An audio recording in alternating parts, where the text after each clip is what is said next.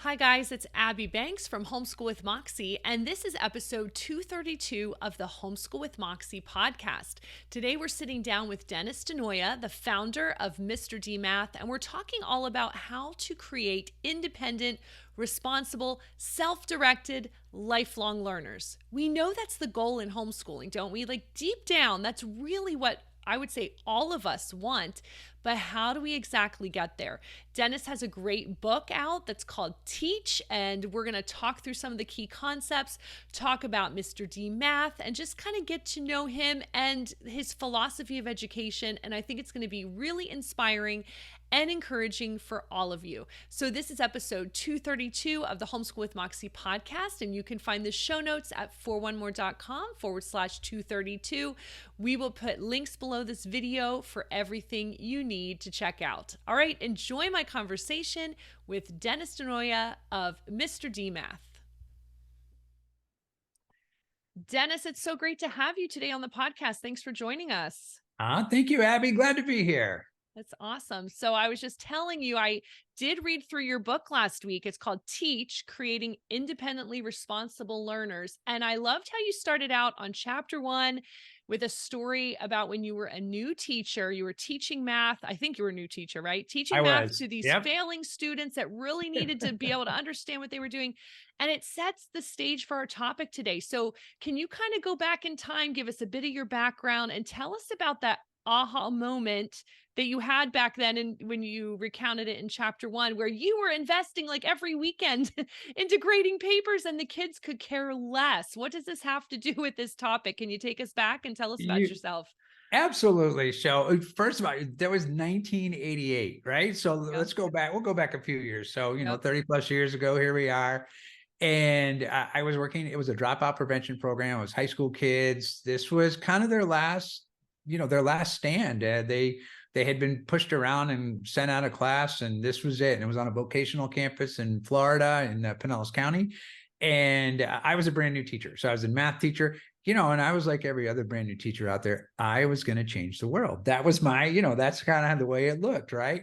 Now, here I am 30 plus years later, and I'm still in that space. I'm going to change the world, but I have a whole different view of it. And I can go back to my 35 years ago, back to those kids, because they're the ones that actually introduced me to this idea that we use in all of our homeschool programs now that we do for students.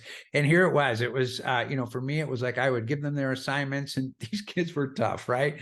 They didn't want to be there. And they, the ones that got the homework done, they turn it in, I take it home on the weekend. And fortunately for me, it just happened to be the beginning of the year in the August timeframe when the National Football League, the NFL, was going on. So I could watch football and grade papers all day long. And I had this experience over and over again, the same experience every time. I'd go home, I'd spend all day grading the papers, and I'd write the great comments on there and put smiley faces, sad faces, whatever, right? Write it out, like anything to get them engaged and interested in what was going on with their work. I'd come back on Monday, I'd hand them back their papers, and it was the same thing every time. They'd look down at their paper, they'd look up at me, they'd look back at their paper, see the grade, top page only, they'd put it under their desk, and that was the end of it. And I thought, oh my gosh, right? Like, didn't you read all the comments I made? No. And so this went on for the whole first semester of school, which means football season's over January. And I'm like, well, now what am I going to do on Sunday?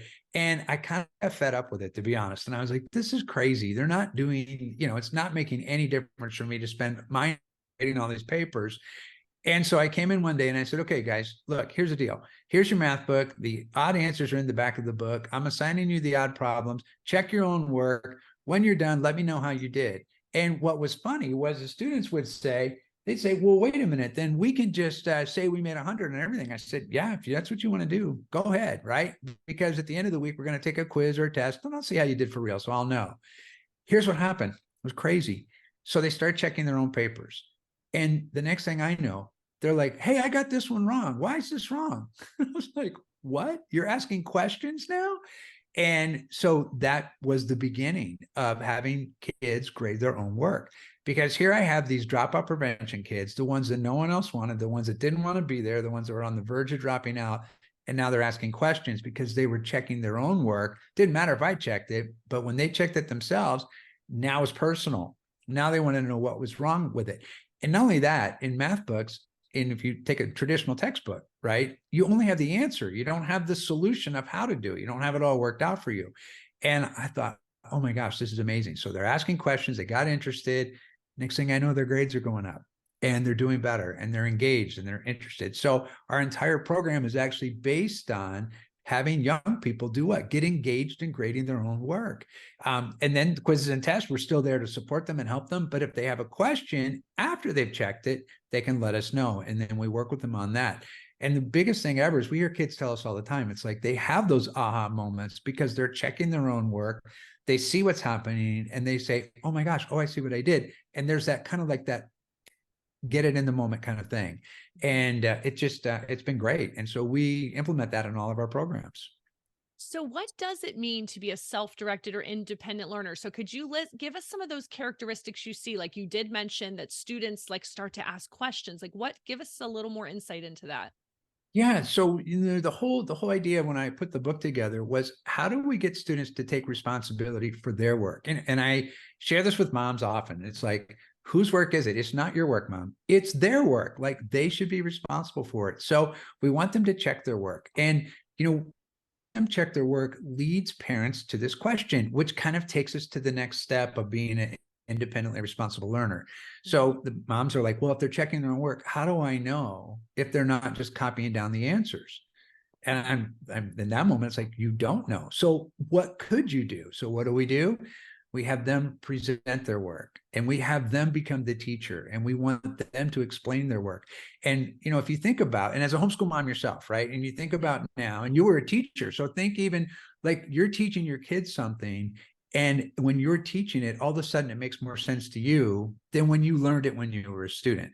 And I share that with parents all the time. And everybody agrees on it, right? I have never had anyone not tell me that's not true for them, right? It's like, yeah, it's like, I finally understand the stuff now that I'm the one teaching it. I'm great.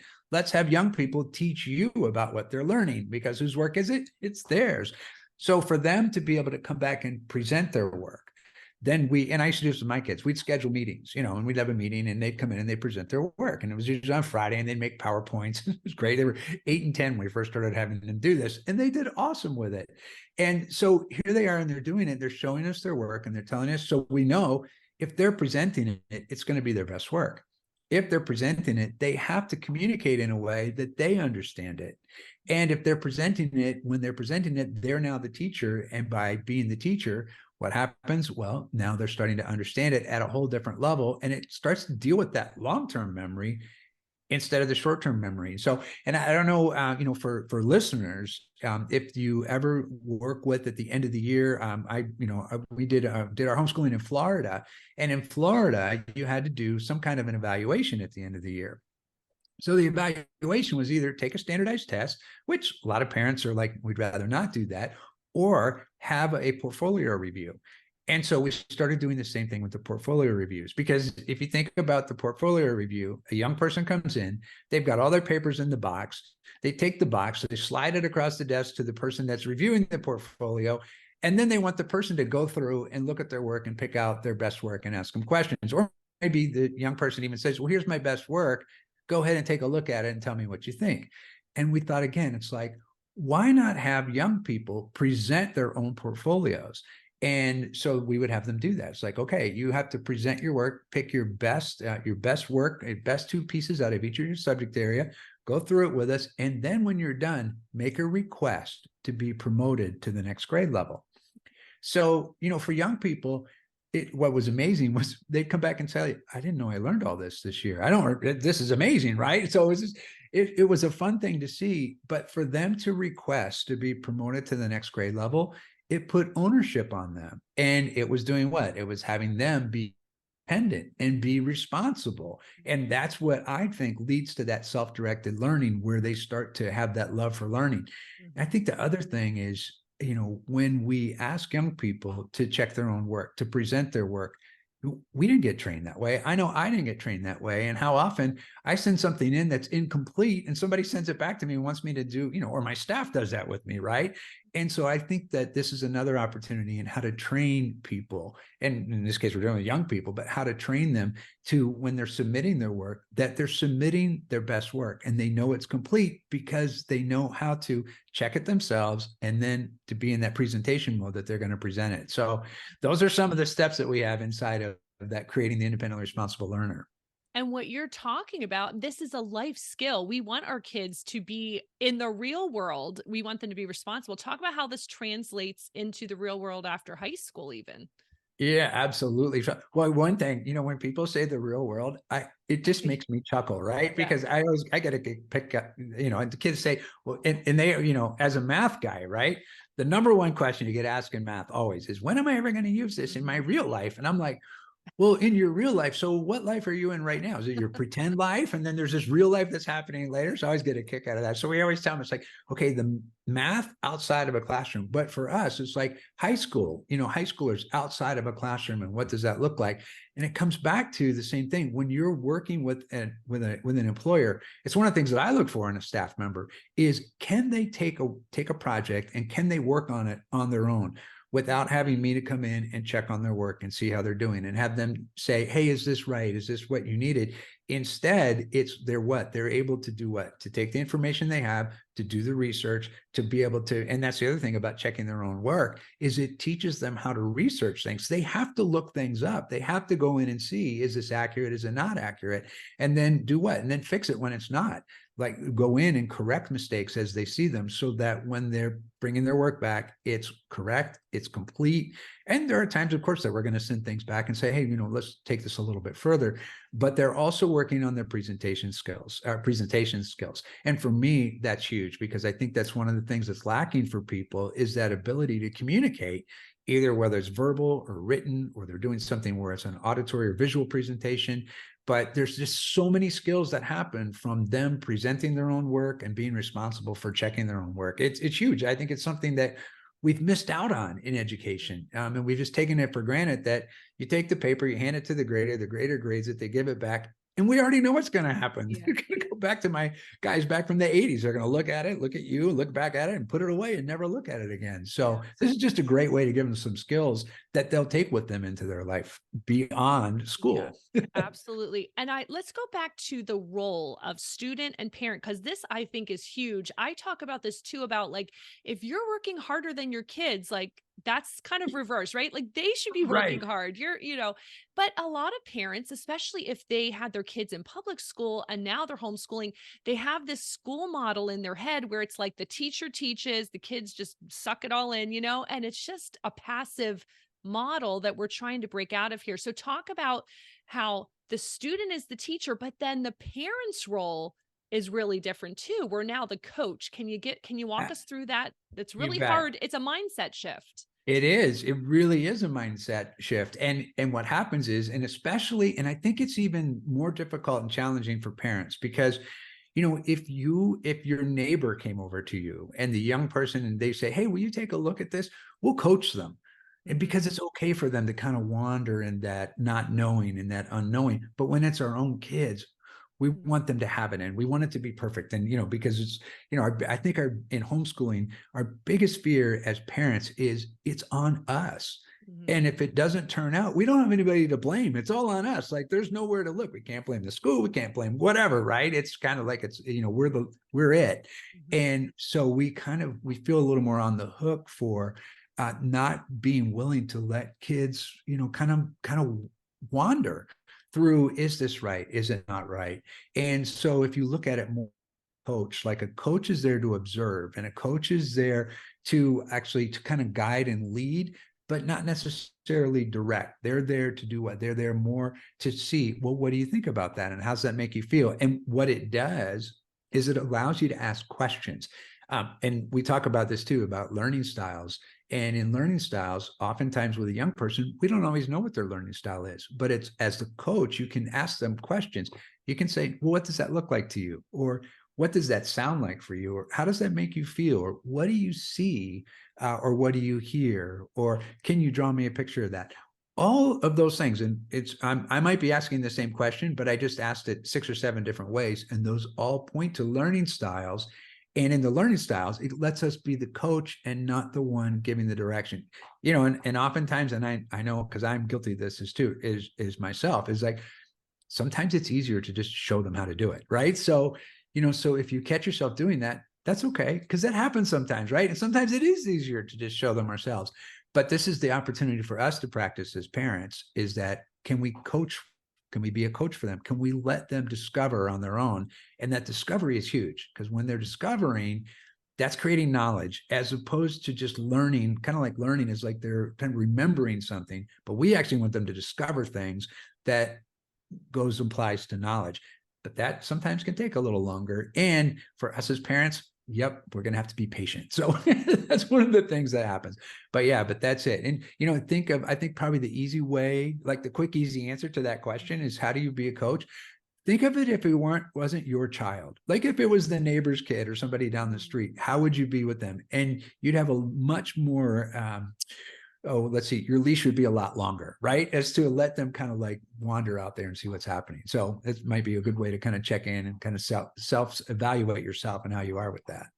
So when you talk about the student being the teacher, do you go all the way back to like elementary school with that? Or are you thinking like all the way through?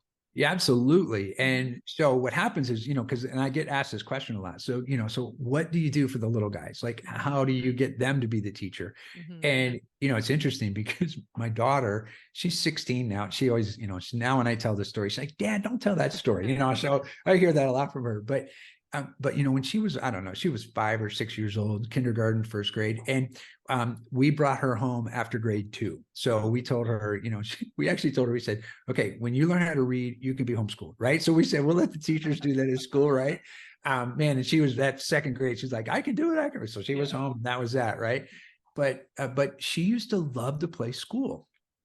And so what she would do is she would be like, okay, we're going to play school now. So she'd get me and mom and grandma and grandpa and her brother, whoever would play school with her. And she would line us all up and she'd give out the papers. And you could tell it's like she's modeling what she was seeing in her own classroom. And I decided, because she'd always give me the math papers, I was the math guy. So I came up with this idea, like I just started doing things wrong. I kept getting the answers wrong. And she would get so frustrated. And she'd be like, Dad, you're good at math. How did that? I go, I don't know, honey. I don't know. What did I do wrong? And so I would purposely get things wrong so that she could start to tell me what was wrong with the paper and let her do that. So that was like one way to get young people, kind of engaged in it. Is like, just let's give them back something and let them like correct us and let them see what it is. And what that also does is it's okay to make mistakes, because then she'd always be like, okay, Daddy, it's okay. Like you got that one wrong. I'm going to help you. But I think the other thing too, for young people, when they're first seeing how to do this, sit down with them and say, okay, well, I was going to grade your work, but I think I want you to help me, show me, and let me show you what I'm going to do, and have them grade it with you and go through it together, because everything you're doing is modeling. And so we want to model what that looks like. So for young people, when they're first getting started, absolutely have them, if they're not reading yet, that's okay. Take the things that they're doing and show them what to look for and how you would grade it. And then even make a mistake here and there and say, oh, I don't think I did that right. What should I have done differently? And then they're going to tell you, because they're interested, they're engaged, especially because it's their work and they want it to be right. So, so those are some things to do with little guys too. So do you think there's like a certain curriculum that works with this model and this mindset shift, or could you do it with any resource and any curriculum? You know what I'm saying? Yeah, I do.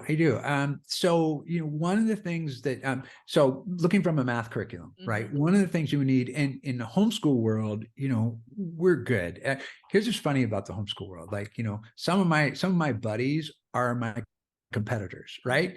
So, so there's like some of the other math guys out there, and we're kind of aligned on this. Like we want to present the solutions and the solution manual. So what you're looking for in the curriculum is, do you have something where things are spelled out step by step so you can see, how things are done? And math do you have a full solution manual so you can see everything worked out step by step?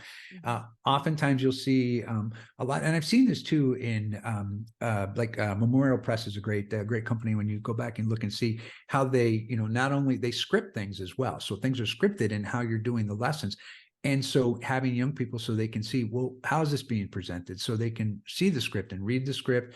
They can look at the rubric. So if you have anything where it's kind of walking through how something's to be assessed and that kind of thing, I think those are great things. But looking for curriculum that, you as the person who would be grading it, what are you looking for? You're looking for something that's complete And then, okay, great. Then take what's complete and start working with young people on how do they go through and how do they use something like that as a manual to take you through step by step. So that's what I'm always looking for in curriculum is, does it have that full, here's how to do things? Awesome. So when I was reading your book in chapter 6, you talked about the 3 secrets of test taking. I'm not going to ask you for those secrets because we want people to go read the book, but it made me think test Yeah, taking is a hot button issue in homeschool world, right? it Should is. the kids be taking tests? Should they not? What's your opinion on that? Is there a grade where it's important? Like, your courses are mainly high school courses, but like, Right. what do you think? Is that important to be helping our kids learn to take tests? Well, here's what I'm gonna say about that. First of all, I love tests. Okay, so I think tests are great, but here's the thing that I would say about tests is that when you take the idea of a test, we're going to be tested our entire lives. And it doesn't matter if you're taking a standardized test, if you're in a relationship. Guess what? Young people test their parents all the time, and parents test their young people all the time, just in a conversation. And I'll kind of hint at one of the secrets, right? Because what we focus on with students, and we've seen this over and over and over again, because what happens when you do a math word problem? We always tell students to do what? And we tell them in any test, really, it says what? Read everything first. We actually train students, don't do that. Why? Because that's not going to help you solve the problem. There is something that's going to help you solve the problem, and it's actually knowing what the question is. And so for me, when we're practicing test taking, we're literally practicing listening. What are you listening for? Well, we're listening for what's the question being asked of me so I can go back into the problem and find the information so I can answer the question. And when you're taking a test, that's your job. Answer the question. So that's really what we're doing with the test prep. And if kids are going to head to college, and I know this is a funny thing, right? You see some of the colleges now are going test optional.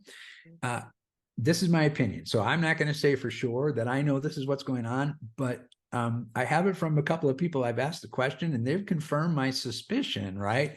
That a lot of the colleges that are saying they're test optional because they're working on their own test, and they're going to go away from some of those SAT or ACT tests, but they're going to give them something down the road. So they might be test optional now. They're going to see something down the road as it comes. Or for some of those institutions that are moving towards more of that portfolio base, that's great because we're covering that as well, presenting yourself.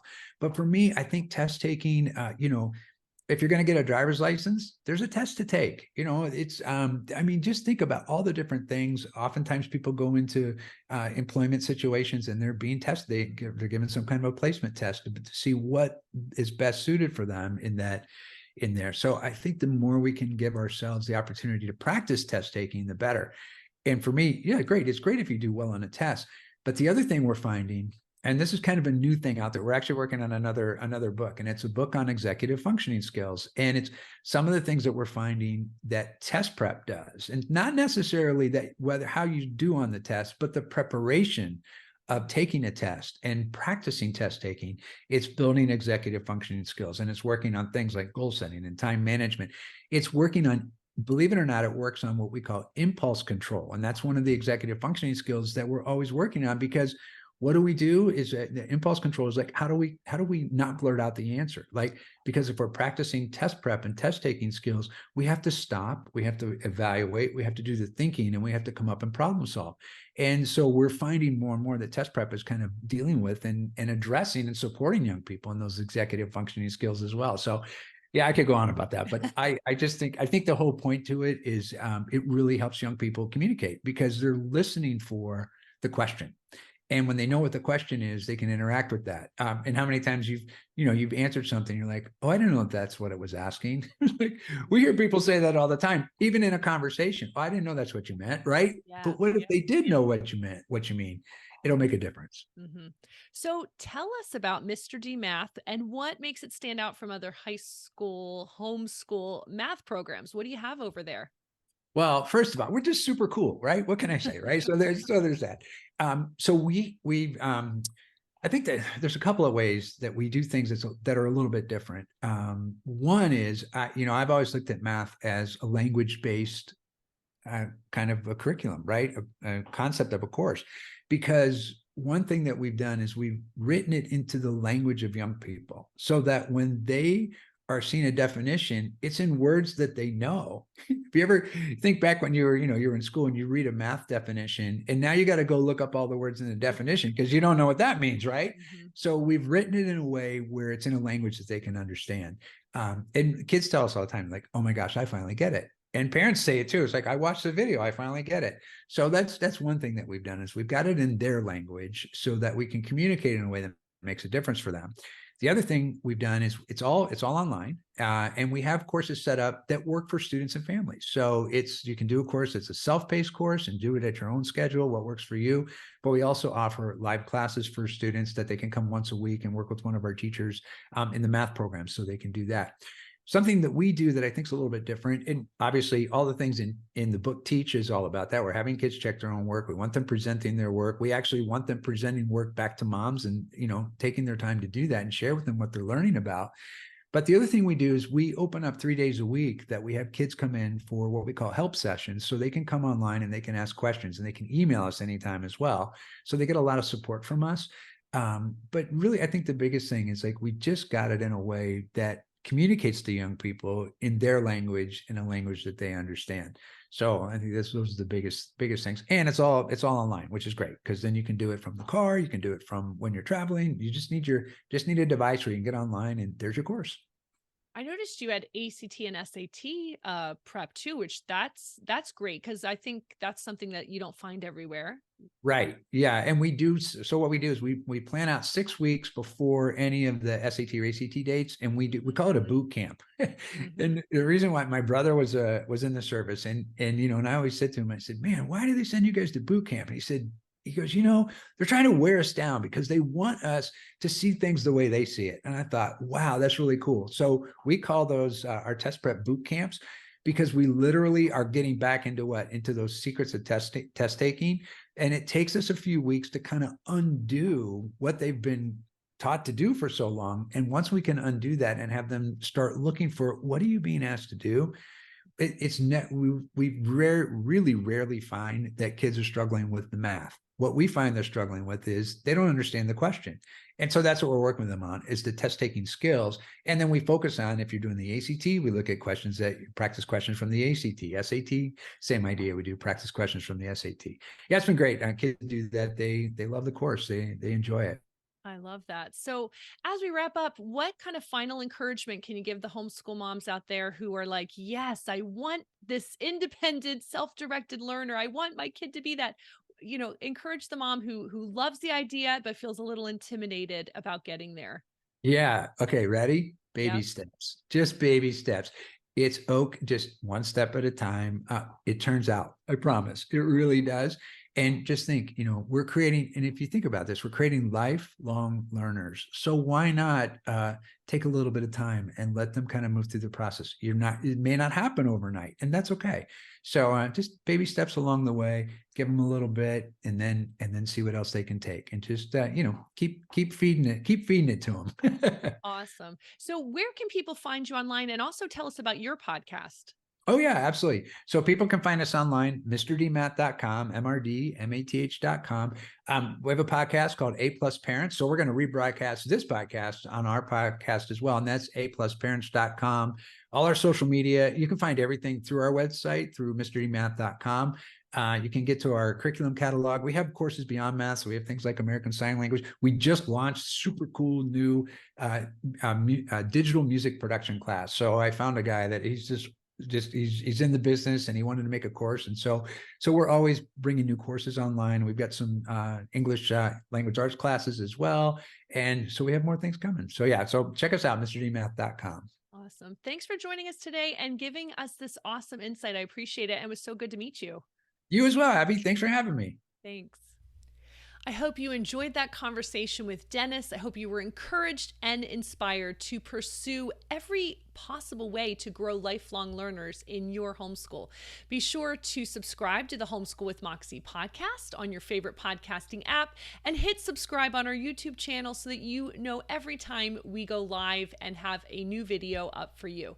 Thanks for joining us today, and in the meantime, happy homeschooling.